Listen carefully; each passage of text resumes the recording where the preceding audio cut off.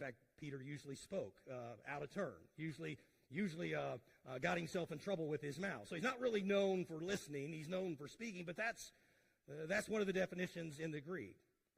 But Cephas or Cephas is Aramaic, and it means stone. His name also, Peter, in the Greek, means Petra, which is a piece of the rock. So the point is this.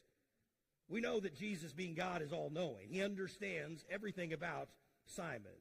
It means he knows Simon's faults. He knows his weaknesses. He knows he's a man that puts his foot in his mouth. He knows he's a man that argues with people and that says things that he wished he wouldn't have said.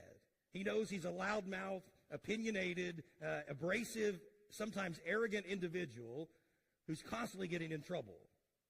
And we know later, though, in fact, we know later that when he is confronted at Jesus' crucifixion, or shortly before that, as braggadocious as he was, he also failed because he denied that he knew him.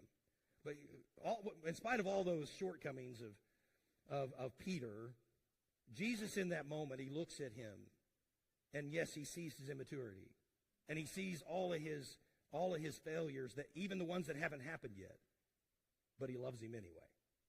I love that about this particular story. Jesus knows all of this. He knows that Simon's got a long way to go. Simon is spiritually baby at best. I think he's hungry. He wants to know who the Messiah is, but he's very abrasive. And yet Jesus loves him anyway and changes his name and calls him the Rock, which is a foreshadow of what he's going to become. The point is this. The change that Peter's going to experience is going to take over 3 years. If you know the history of the Gospels and you know their ministry at all, you know over and over and over again, Peter would fail. It wasn't until after Jesus' death, burial, and resurrection that Peter finally got it. But this was the beginning of a radical change. Peter had been changed profoundly.